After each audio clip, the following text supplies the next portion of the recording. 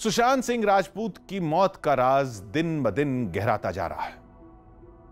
2 दिन पहले तक सुशांत की मौत डिप्रेशन में डूबे एक होनहार कलाकार की त्रासदी मानी जा रही थी। अब वो किसी बड़ी साजिश का नतीजा नजर आने लगी। सुशांत सिंह राजपूत के परिवार ने ही इस साजिश का शक जताया है, जिसके निशाने पर हैं सुशांत सिंह राजपूत की गर्लफ्रेंड रिया चक्रवर्ती। सुशांत के परिवार का आरोप है कि रिया ने सुशांत को बहकाया, धमकाया, ऐसा बहुत कुछ छिपाया जो सुशांत के आत्महत्या की असल वजह हो सकता है।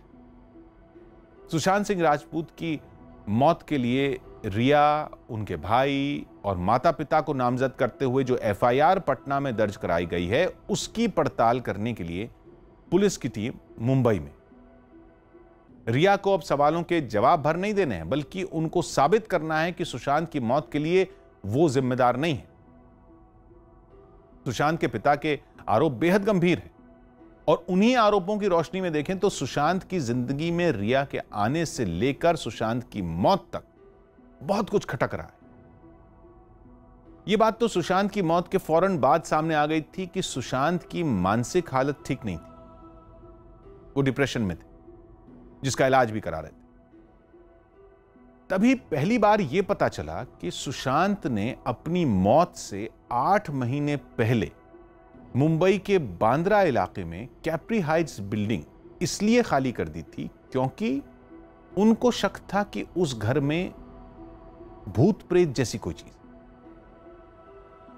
बताते हैं कि सुशांत की मौत के बाद इस बारे में रिया ने ही पुलिस को बताया था कि सुशांत को कैप्री हाइट्स वाले घर में अजीबोगरीब आवाजें सुनाई देती थी, रहस्यमयी साए दिखते थे और खुद रिया ने भी ऐसा ही महसूस किया था। यह बात खटकने वाली थी। विज्ञान के छात्र रहे और मेधावी बच्चों को अमेरिकी अंतरिक्ष एजेंसी नासा जाने का खर्च उठाने वाले सुशांत भूत प्रेत से घबराकर घर बदल सकते हैं, यह उनके घर वालों के गले नहीं उतर रहा। वैसे भी बांद्रा की उस हाउसिंग सोसाइटी में रहने वाले किसी भी शख्स ने ऐसी शिकायत कभी नहीं की। सुशांत के साथ उस घर में पार्टी करने वाली फिल्मी दुनिया के उनके बाकी दोस्तों को ऐसा कुछ महसूस नहीं हुआ। तो क्या ये सुशांत के डिप्रेशन की वजह से पैदा हुआ नया वहम था? अगर ऐसा था तो भी रिया ने इस वहम का इलाज कराने में उनकी मदद करने के बजाय उसे बढ़ावा क्यों दिया?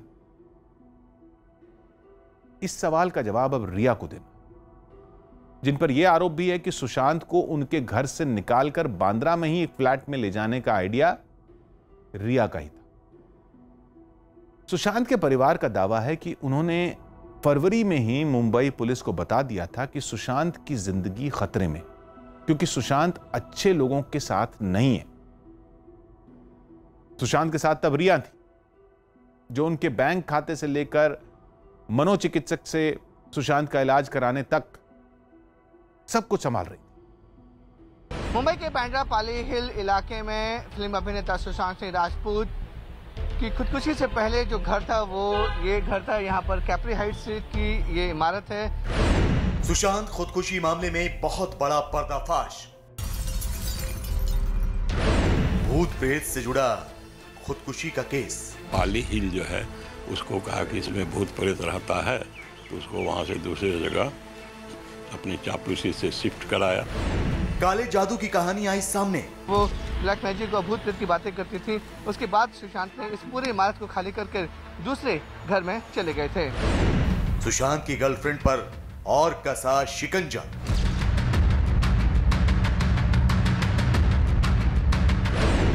रिया के परिवार तक पहुंची खुदकुशी की आंच। प्यार, पैसा और धोखे में उलझी सुशांत की मिस्ट्री। सुशांत सिंह राजपूत की खुदकुशी के मामले की जांच अब एक ऐसे मोड़ पर पहुंच गई है जिससे इतना तो साफ ही हो जाता है कि सुशांत की खुदकुशी का मामला बेहद उलझा हुआ है और इसमें बहुत से पेच हैं।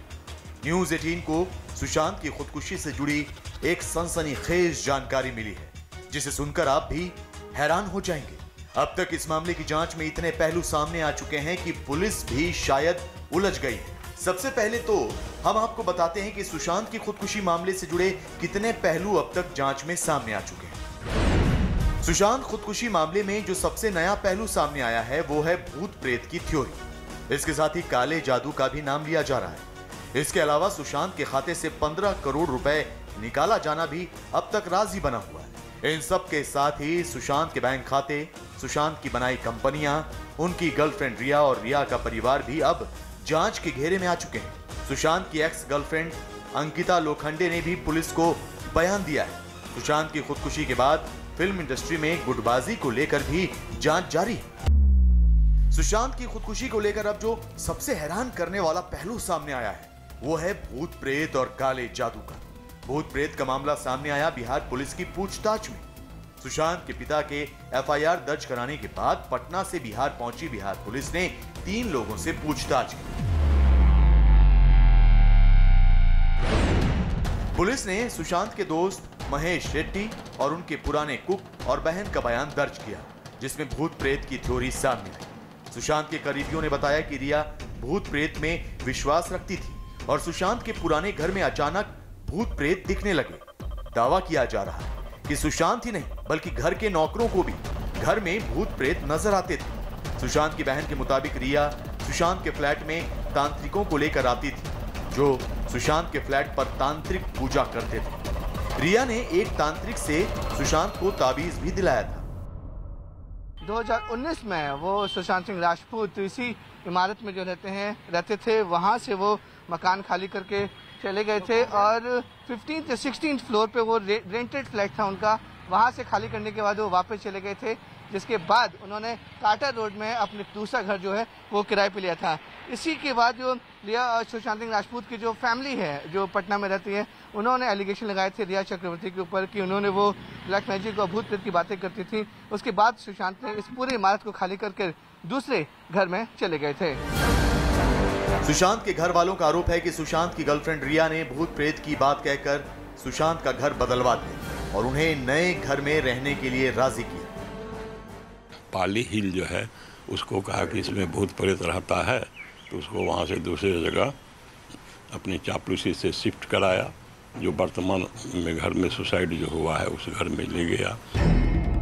पुलिस अब सुशांत की जिंदगी से जुड़ी हर कड़ी को जोड़ने की कोशिश में, लेकिन इस मामले में सुशांत के परिवार का हर सदस्य रिया पर ही उंगली उठा रहा है। पुलिस ने सुशांत की बहन मीतू सिंह का बयान भी दर्ज किया है, जो रिया पर आरोपों की बौछार कर रही है। सुशांत की बहन मीतू के मुताबिक सुशांत पिछले 3 महीनों से काफी परेशान थे और रिया उन्हें अलग अलग बहानों से टॉर्चर कर रही थी। मीतू का कहना है कि रिया ने सुशांत को प्यार के जाल में फंसाया और फिर सुशांत के क्रेडिट कार्ड और बैंक खाते पर कब्जा कर लिया।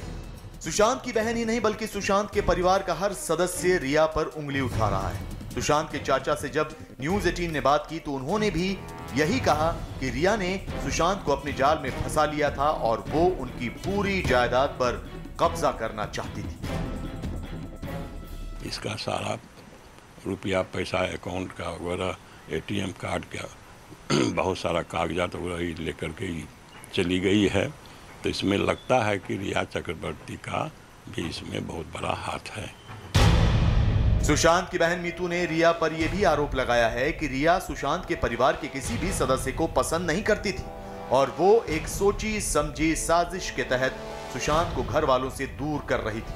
बिहार पुलिस को दिए अपने बयान में मीतू ने इस बारे में खुलकर बताया। मैं या मेरी दूसरी बहनें जब सुशांत से मिलने आती थीं, तो उन्हें बिल्डिंग के नीचे घंटों इंतजार करवाया जाता था। जब तक रिया घर नहीं आ जाती थी, हमें घर में जाने नहीं दिया जाता था। रिया मेरे और मेरी बहनों के घर आने पर सुशांत से झगड़ा करती थी, जबकि रिया की मां संध्या चक्रवर्ती हमेशा सुशांत के घर में ही रहती थी। रिया और उनके परिवार के लोग सुशांत को धमकी देते थे कि अगर वो उनकी बात नहीं मानेंगे तो उन्हें बदनाम कर दिया जाएगा। इस तरह रिया और उसके परिवार ने सुशांत के घर पर कब्जा कर लिया था और सुशांत चाहकर भी ये रिश्ता नहीं तोड़ पा रहे थे, क्योंकि रिया सुशांत को ब्लैकमेल कर रही थी। सुशांत खुदकुशी मामले में एक तरफ भूत प्रेत का मामला सामने आ रहा है, तो दूसरी तरफ पैसों की हेरा फेरी के भी सुराग मिल रहे हैं। और हैरानी की बात यह है कि इसके तार भी रिया और उनके परिवार से जुड़ते हैं। कुछ लोगों की जिंदगी खुली किताब की तरह होती है और मौत एक ऐसी पहेली जिसे सुलझाने की जितनी कोशिश की जाए वो उतनी ही उलझती जाती। सुशांत सिंह राजपूत की मौत भी अब पहेली बन चुकी है। 14 जून को सुशांत सिंह राजपूत की मौत की खबर उनके परिवार और प्रशंसकों के लिए ट्रेजेडी बनकर आई, जो अब सस्पेंस थ्रिलर में तब्दील हो चुकी। आत्महत्या से पहले सुशांत सिंह राजपूत डिप्रेशन में थे। इस बात की जानकारी उनकी कथित गर्लफ्रेंड रिया चक्रवर्ती को थी। फिल्म इंडस्ट्री के ही एक धड़े ने खुलेआम आरोप लगाना शुरू कर दिया कि फिल्म इंडस्ट्री के ही कुछ बड़े लोगों ने सुशांत को आत्महत्या करने के लिए मजबूर किया। सीबीआई जांच की भी मांग हो रही थी। ये मांग करने वालों में सुशांत सिंह राजपूत की गर्लफ्रेंड रिया चक्रवर्ती भी थी, लेकिन अब रिया को ही सुशांत सिंह राजपूत के परिवार वालों ने उनकी मौत का जिम्मेदार बता दिया। रिया अब सुशांत सिंह राजपूत की मौत की प्राइम सस्पेक्ट यानी पहली संदिग्ध आरोपी है। आरोप है कि उन्होंने सुशांत को फंसाया, उनको अपने घर से दूर किया, परिवार के लोगों से दूर किया, सुशांत के पैसे गायब किए। आरोप जितने गंभीर हैं उतने ही सनसनीखेज भी।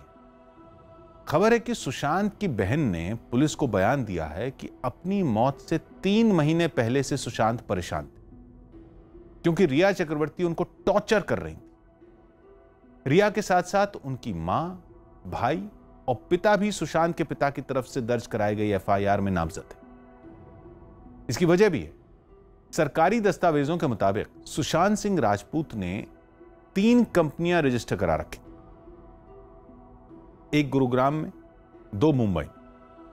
मुंबई में 12 सितंबर 2019 को विविड रेज रियलिटिक्स प्राइवेट लिमिटेड नाम की जो कंपनी रजिस्टर्ड हुई थी, उसमें सुशांत के साथ रिया और रिया के भाई शौविक चक्रवर्ती डायरेक्टर थे। दूसरी कंपनी इस साल 6 जनवरी को रजिस्टर हुई, जिसमें सुशांत के साथ रिया के भाई शौविक डायरेक्टर थे।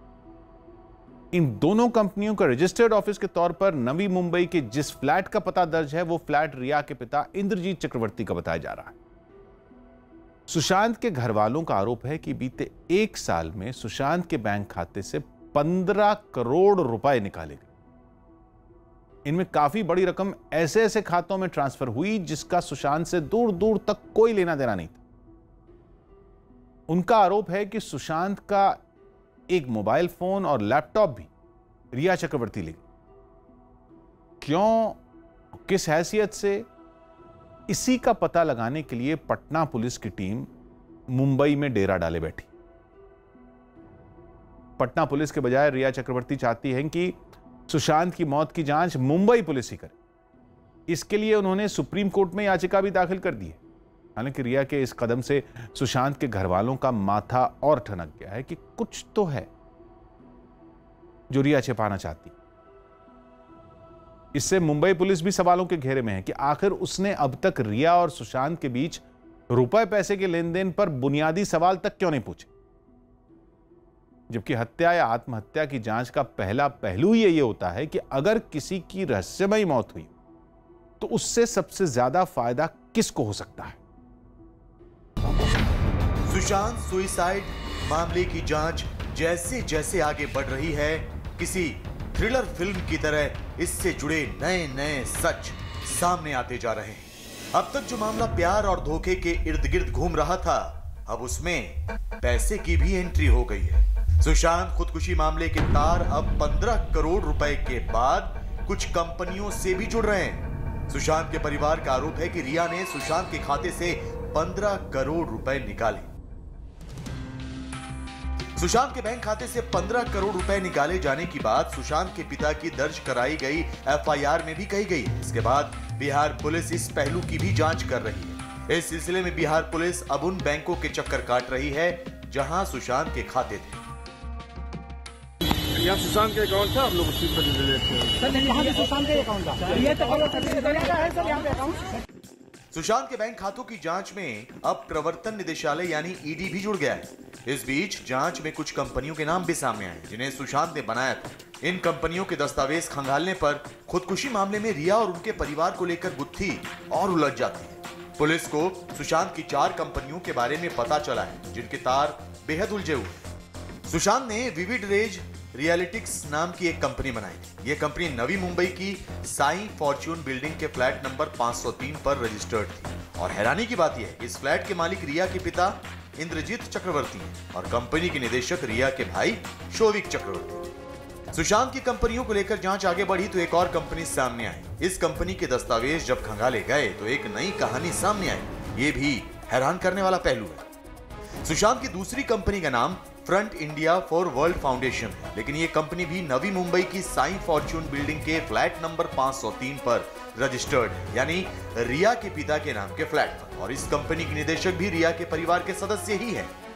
सुशांत की कंपनियों के तार को पुलिस जितना सुलझाने की कोशिश कर रही है वो उतना ही उलझते जा रहे हैं। अब तक की जांच में सुशांत की कंपनियों से जुड़े जो सच सामने आए हैं उससे रिया और उनके परिवार की मुश्किलों का बढ़ना तय है। पुलिस को अब तक सुशांत की 4 कंपनियों के बारे में पता चला है, जिसमें से 2 कंपनी एक ही पते पर रजिस्टर्ड है और इन चारों कंपनियों में रिया और उनके परिवार के लोग डायरेक्टर हैं। पुलिस को कंपनियां बनाने के नाम पर पैसों की हेराफेरी का शक है और माना जा रहा है कि सुशांत के 15 करोड़ का भी इन कंपनियों से कोई न कोई कनेक्शन हो सकता है। सुशांत सुसाइड केस में अब इन कंपनियों और 15 करोड़ रुपए को काफी अहम माना जा रहा है। अभी तक कोई भी नतीजा सामने इन्वेस्टिगेशन का सामने नहीं निकला, इसीलिए उन्होंने एफआईआर किया।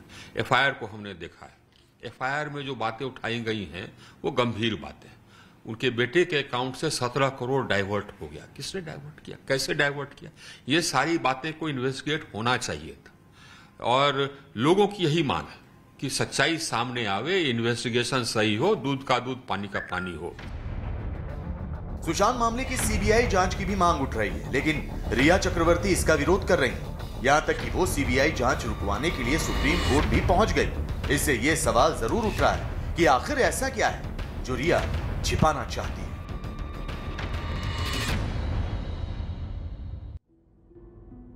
बिहार में बाढ़ का हाहाकार थमने के बजाय बढ़ता जा रहा है।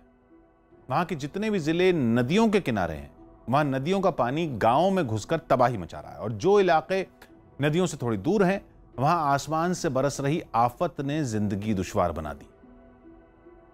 वहां हर साल एक ही कहानी है, इसलिए जैसे तीज त्योहार लोगों को जबानी याद रहते हैं, वैसे ही बाढ़ की तबाही भी रट गई। मॉनसून की बारिश शुरू होते ही कोसी, बागमती, बूढ़ी गंडक, गंडक और महानंदा, इन 5 नदियों का कहर टूटेगा, ये पक्की बात।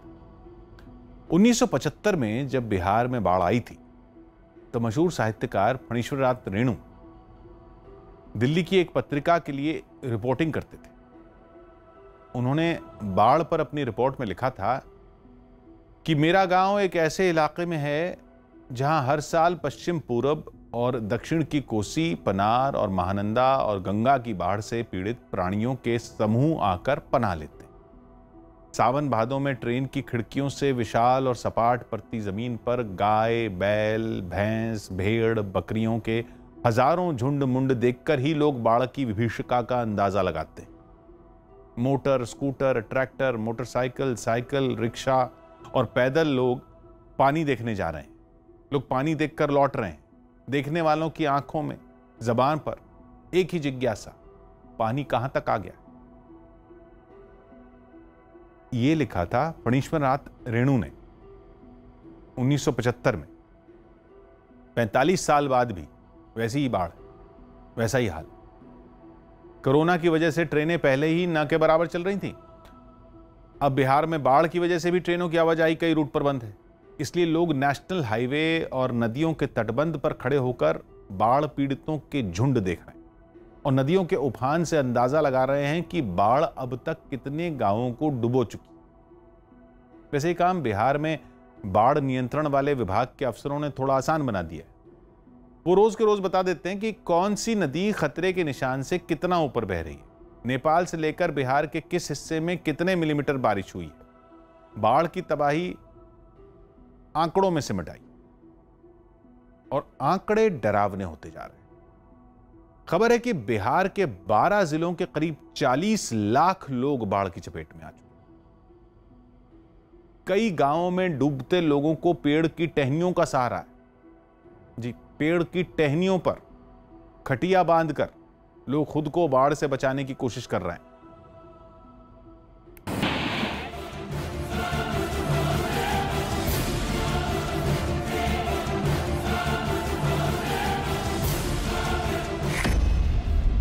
बादल, बारिश और बाढ़ से आधे हिंदुस्तान में त्राहिमाम।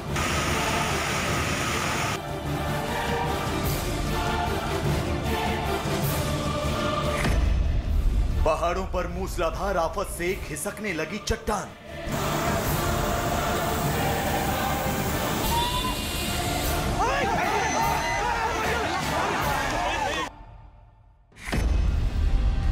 उफनती नदियों में डूबने लगे मकान और खेत खलिहान।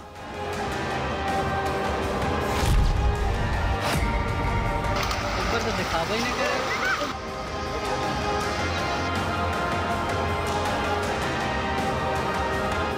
सैलाब का जोर ऐसा कि गाड़ियां बही जा रही हैं।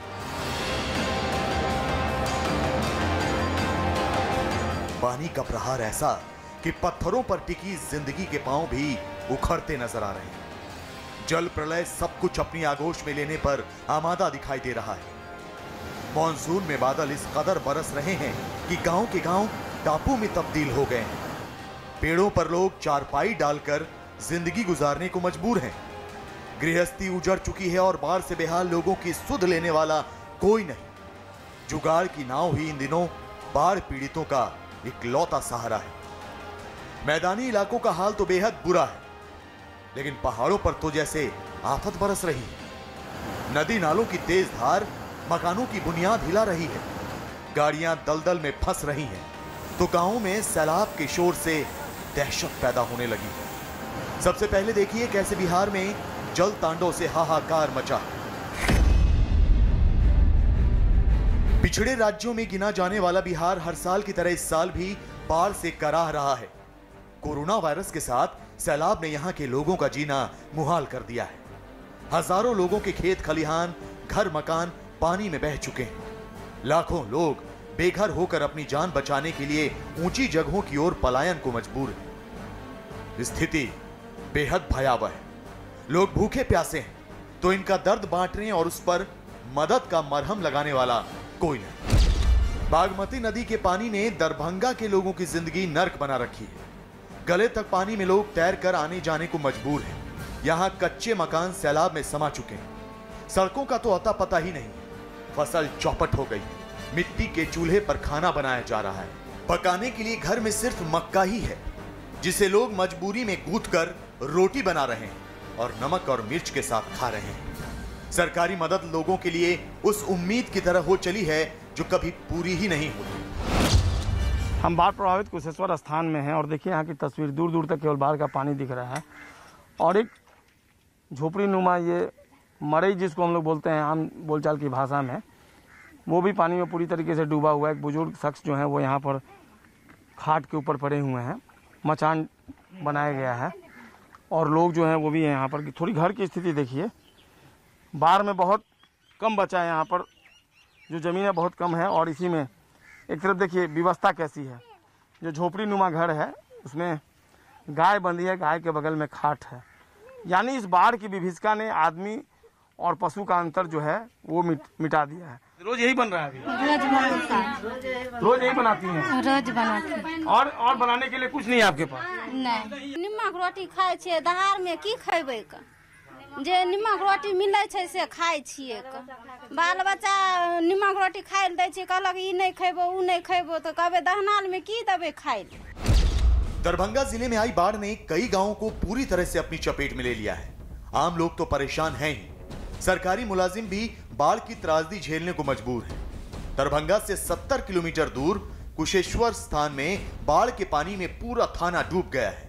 पुलिसकर्मी थाने से पलायन कर गए हैं, लेकिन काम तो करना है, लिहाजा सड़क के किनारे ही थाना लगा दिया गया है और वहीं से कामकाज निपटाया जा रहा है। जो सरकारी कर्मी हैं वो भी बाढ़ की दंश झेलने को अभिशप्त दिख रहे हैं। इस वक्त न्यूज़ 18 की टीम कुशेश्वर स्थान थाने पर पहुंची और ये थाने की तस्वीर देखिए, चारों तरफ बाढ़ का पानी फैला हुआ है। हालांकि बाढ़ के पानी में जो पुलिसकर्मी हैं वो थाना छोड़ चुके हैं और सुरक्षित स्थान पर बगल में शिफ्ट कर गए हैं। हाँ, ड्यूटी कर रहे हैं। कब बाढ़ का पानी आता है? हर साल आता है पानी। तो कैसे आप लोग काम कर पाते हैं इसमें? कभी धर्मशाला में है, धर्मशाला पर चल जाते हैं, वहीं पर जाके काम करते हैं, सरकारी काम। अंदर में क्या क्या सामान है? अब सामान है वो कागज पत्तर है, डायरी उड़ी रखा हुआ है, सब थाने के अंदर। थाने के अंदर है। दरभंगा से सटे बिहार के सहरसा जिले का हाल भी देख लीजिए। यहाँ भी गांवों में कोसी नदी का पानी घुस आया है। लोगों की जिंदगी नावों के सहारे है। औरतें भी नावों के ही जरिए रोजमर्रा के काम कर रही हैं। जनता सरकारी मदद के लिए तरस रही है और अब नाराजगी आक्रोश का रूप लेती जा रही है। कोसी नदी उफान पर है और सहरसा जिले के केदली इलाके में बाढ़ से हालात बिगड़ने लगे हैं। तस्वीरों में भी आप साफ तौर पर देख सकते हैं, गांव में चारों तरफ पानी ही पानी है और कई ऐसे घर हैं जहां 3 से 4 फीट तक पानी चला गया है, जिसके चलते लोगों की परेशानियां बढ़ने लगी हैं। यहाँ नाव से कहीं जाने उने का कोई व्यवस्था नहीं है, बिना नाव से कहीं निकल सकते ही नहीं है। यहाँ जो है अभी 8 फीट 9 फीट पानी है, कहाँ जाएंगे हम लोग? रोड पर देखिए 7 फीट पानी है, 8 फीट पानी है, कहाँ जाएगा लोग बिना नाव से? किशनगंज जिले में कटाव जोरों पर और जिंदगी सैलाब से जंग लड़ रही है। यहाँ कुछ गांव वाले कनकई नदी में बिजली के खंभे को बहने से रोकने की कोशिश कर रहे थे कि तभी नदी के तेज बहाव में बिजली का खंभा गिर गया और 2 लोग बहने लगे। ऐसा लगा कि ये सैलाब में समा जाएंगे, लेकिन गनीमत ये रही कि इन दोनों ने पेड़ की टहनी पकड़ ली, जिसके बाद गांव वालों ने इन्हें बाहर निकाल लिया। छपरा में भी बाढ़ से तबाही जारी है। यहाँ के 67 गांव जल समाधि ले चुके हैं। यहाँ थाना, प्रखंड मुख्यालय और हॉस्पिटल से इन गांवों का संपर्क टूट चुका है। तो बाढ़ के मारे लोग बेचारे पेड़ की टहनियों पर चारपाई लगाकर दिन काट रहे हैं। देखिए कैसे लोगों ने पेड़ की टहनियों को अपना घर बना लिया है। दिक्कत बा जी, 4 दिन से दहाड़ आयल बा, कोनो सुविधा ना मिलल, हमनी के बहुत दिक्कत बा। ना घर में भी पानी घुस गल बा, तिरपाल उरपाल खाना खुना के कोनो व्यवस्था नहीं के, ना राशन उसन कोनो कुछ नहीं के व्यवस्था भाई। मुखिया लगे जाता है, मुखिया कहता है उससे मतलब नहीं के, मारा मारी करेला तैयार हो जाता लोग। बिहार में बाढ़ से मरने वालों की संख्या बढ़कर 11 हो गई है। बाढ़ के कारण बिहार में करीब 40 लाख लोग प्रभावित हुए हैं। बिहार के 12 जिलों के 1000 गांव सैलाब का सितम झेल रहे हैं। बिहार की 19 नदियों का जलस्तर खतरे के निशान से ऊपर है। बचाव और राहत कार्य के लिए एनडीआरएफ और एसडीआरएफ की कुल 26 टीमें तैनात की गई। नेपाल में हो रही बारिश, बिहार में बादलों का बरसना और नदियों के बढ़ते जलस्तर ने तबाही मचा रखी। सरकार बाढ़ पीड़ितों की मदद का दावा तो कर रही है, लेकिन जमीनी हकीकत देखकर किसी की भी रूह कांप जाए। सरकार और सिस्टम में सामंजस्य की कमी की वजह से लोग सैलाब के बीच दाने दाने को मोहताज हैं। सैलाब का संकट देश के कई राज्यों पर टूटा है। उत्तराखंड से असम तक जल प्रलय जैसा मंजर है। मौसम की मार से बेहाल लोगों की त्रासदी यह है कि उन तक राहत पहुंचाने के रास्ते भी बंद हैं।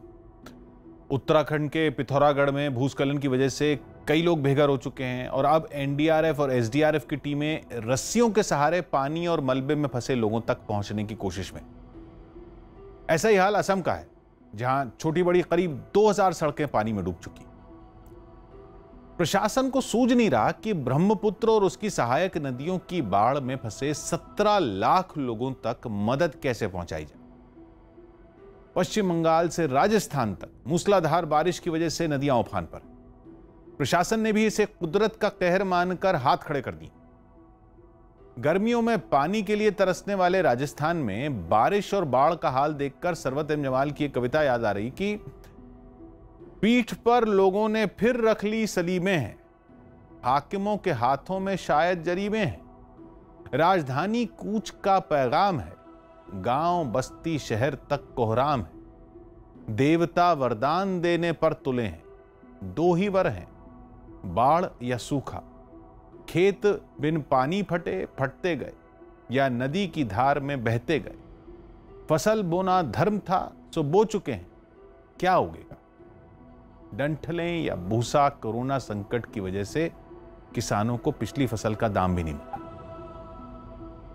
और मौजूदा फसल बाढ़ के पानी में समाती दिख रही।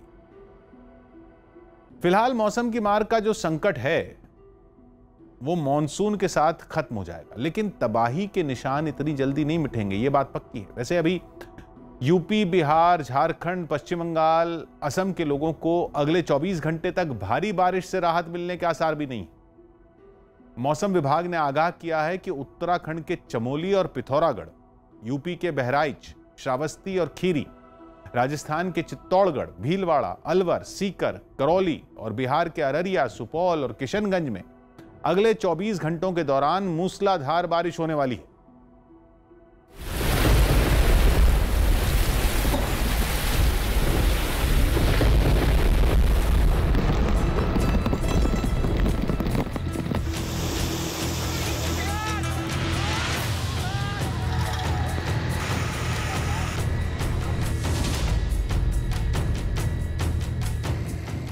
बिहार तो बिहार, देश के अलग अलग हिस्सों में आफत मूसलाधार बरस रही है।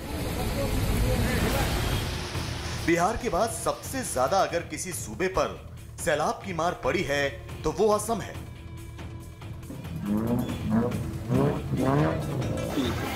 तस्वीरें तस्दीक करती हैं कि किस तरह असम में जल तांडव ने लोगों को परेशान कर रखा है। यहाँ के सैकड़ों गांव तो पहले से ही जलमग्न हो चुके थे। अब बाढ़ का पानी शहरों में भी घुस आया है। ये गुवाहाटी के करीब एक मेडिकल कॉलेज की तस्वीरें हैं। देखिए कैसे बाढ़ का पानी मेडिकल कॉलेज की दरो दीवार को अपनी आगोश में ले रहा है। टेबल, कुर्सियां और बेड पानी में डूब गए हैं। डॉक्टर और नर्स पानी के बीच मरीजों का इलाज कर रहे हैं।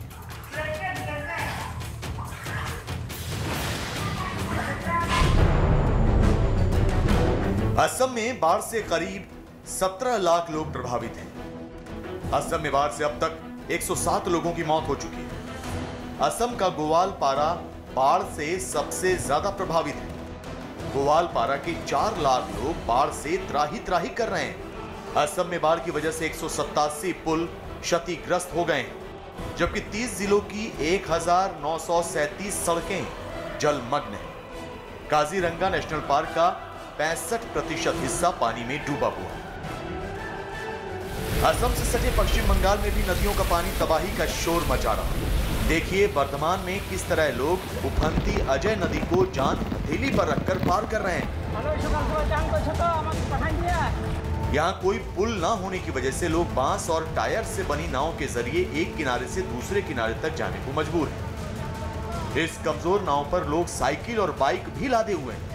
यही नहीं, नाव चलाने वाला जगह की कमी की वजह से पानी में डूबकर इसे खींच रहा है। এই মানুষগুলোর জীবনে এত ঝুঁক যে কত মানুষ মারা যাচ্ছে, কত মানুষ নয়ে হয়ে যাচ্ছে, সাইকেল চলে যাচ্ছে, মোটরসাইকেল চলে যাচ্ছে, কাউরি মা মরেছে, কাউরি বাবা মরেছে, কেউ হাসপাতালে ভর্তি আছে, তাদের দেখাশোনা করা খুব অসুবিধা মানুষ ভোগ করছে।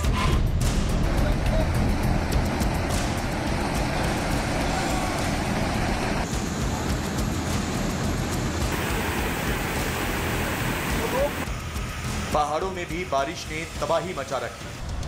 पिथौरागढ़ की तस्वीरें देखिए। कहीं रस्सी के सहारे रेस्क्यू ऑपरेशन किया जा रहा है, तो कहीं पहाड़ों से आए मलबे में बस फंस गई। पिथौरागढ़ में कई जगहों पर भूस्खलन की वजह से रास्ते बंद हो गए। पहाड़ टूटकर जमीन पर गिर रहे हैं। नदियों का पानी गांवों में घुसने लगा है। तूफानते बरसाती नाले कटाव की वजह बन रहे हैं। हाल देखो। उत्तराखंड के अलावा उत्तर प्रदेश, मध्य प्रदेश और राजस्थान में भी बारिश ने जनजीवन अस्त व्यस्त कर रखा है। लोगों की जिंदगी मझधार में फंस गई है। एक तरफ कोरोना और दूसरी तरफ बाढ़ ने जीना दुश्वार कर दिया। कुदरत का रौद्र रूप डरा रहा है। इंसान ऊपर वाले से रहम की भीख मांग रहा है। सिस्टम सुस्त है, प्रशासन गहरी नींद में है। ऐसे में मॉनसून लोगों पर भारी, बहुत भारी पड़ने वाला है।